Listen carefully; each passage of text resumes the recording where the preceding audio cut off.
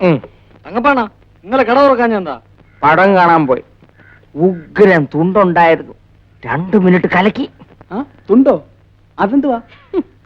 അപ്പാപ്പി cinema കാണാറേ ഇല്ലേ? ഇപ്പോഴത്തെ സിനിമകളിലെ 2-3 മിനിറ്റ് മറ്റവൻ കാണും.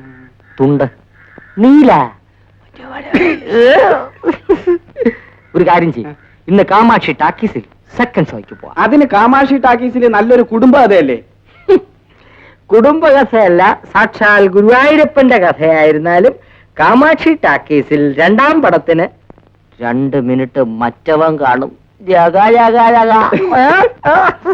എന്തായി ജഗ ജഗ ജഗ? അമ്മാവനത് അറിഞ്ഞിട്ട് ഇനി വലിയ കാര്യമൊന്നുമില്ല.